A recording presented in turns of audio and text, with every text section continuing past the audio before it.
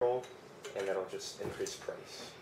Yeah, I mean, that's another possibility. It has to do with the pricing of drugs. Like, when everybody's covered, everybody is like willing to pay a huge amount for drugs because the insurance company pays for it rather than them paying for it, and that could be wasteful. But yeah, I was thinking like people like I'm young, like yeah. Oh, why do I get? Let's say I wasn't covered by my parents, like oh I'm healthy, I don't need for insurance, and then like. No, I'm with you, Ben. I mean that's something we haven't even considering in the models, and a lot of these models don't consider that. There's one recent. We'll talk about this in a second, actually, because it's going to come up in later slides. But it's a huge issue in healthcare. It's like how well people actually make decisions about these things, but we haven't been considering that so far.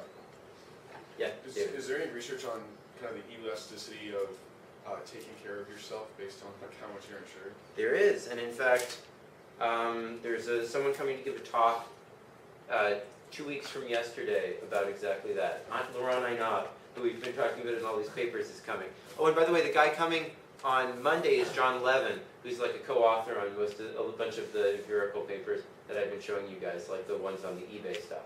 So I definitely hope you'll come to his talk. It's going to be a lot of fun. He's an absolutely brilliant guy, amazing guy. Similarly, we could have price discrimination. So Ben, how would that work in this type of context? You charge people who are more likely to be sick a different price, or less likely to be sick a lower price. Yeah, exactly. So much adverse selection happens because of lack of personalization, but this is very politically explosive, and it actually may be politically explosive for very good reasons. So a recent study by some of my friends found that it's a much bigger problem, actually, that people don't have long-term insurance. Like, they can't buy insurance now against their health risks that they face for the rest of their life. And what that ends up meaning is that if I switch employers and have to get new insurance, the risk that I have that my rates might go up because of a pre-existing condition that I've acquired between now and then can be much worse than the actual medical risks I save by getting the insurance. So some of that pricing or not pricing is a way basically of society providing insurance against what's called reclassification risk rather than just against medical risk. And there's a trade-off between insurance on reclassification risk and insurance on medical risk. And these types of selection issues that we've been talking about come up in a really wide range of contexts, actually.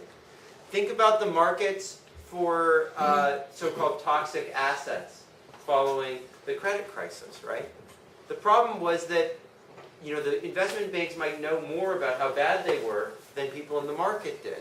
And so this made it very hesitant, people hesitant to purchase, and it led to a death spiral that basically shut down a bunch of markets. And as you'll see when we go to see the movie Margin Call, for those of you who are coming, that's what it's all about. It's all about how when somebody becomes aware that there's so much adverse selection. Markets for consumer lending, as we talked about, subprime, credit cards, etc. Labor markets. So, for skilled workers, some workers may be much better than others, and they may know that better than the employer knows that. And to the extent that, offering a higher wage attracts in the better workers, there's going to be, basically adverse selection, and there will be too few people employed. There might be unemployment created just because you're trying to attract the best workers, right? So while we focus on the adverse selection issues in these markets, in almost all these markets, especially in insurance, there's a bunch of other issues that are really important. So one is what Ben talked about, not just like I don't know that I should get insurance, but also a ton of people are willing to pay a huge amount more for an insurance brand that they happen to have heard of than another insurance brand that has just as good of a reputation. Or they just stick with whatever insurance they've had in the past, even if there's a new insurance that's like infinitely better, right? So my friend did a study on this, and he basically went through the books of some company, and he found that there were many times when people could have saved $1,000 on their health insurance and gotten exactly the same coverage by switching to a different insurance.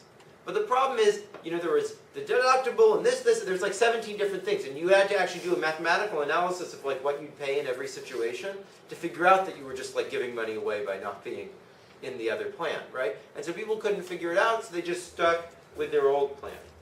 And that seems like it could be really problematic.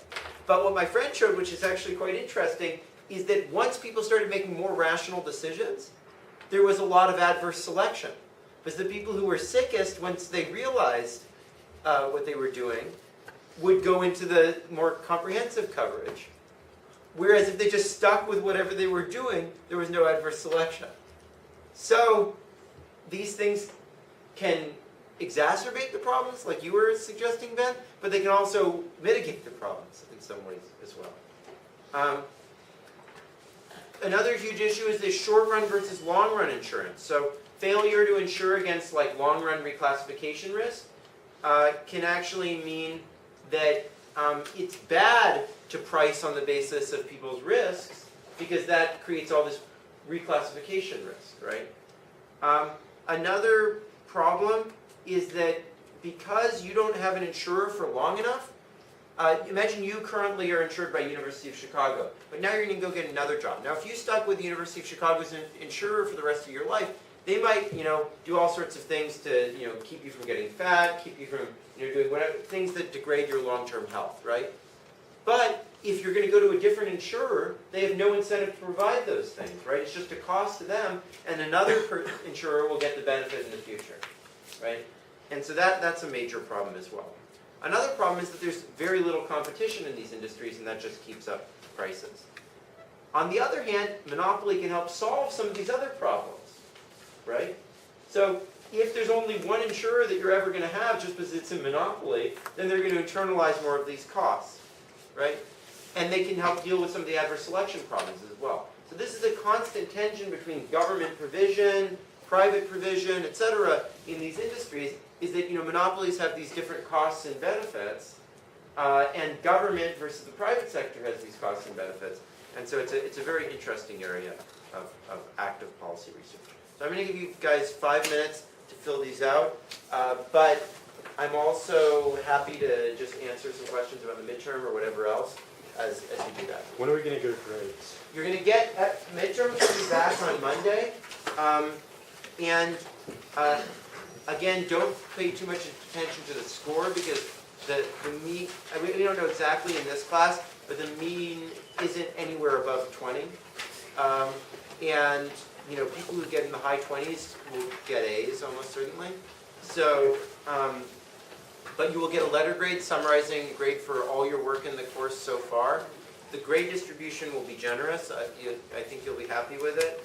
And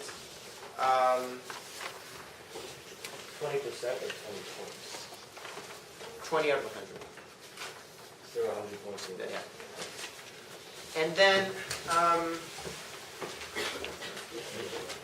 the midterm also will end up, I think, not counting as much as you might have thought it would, not because I'm downgrading it or anything like that, but just because grades were so compressed. Like on problem sets, some people get like, 80%, other people get like 20%.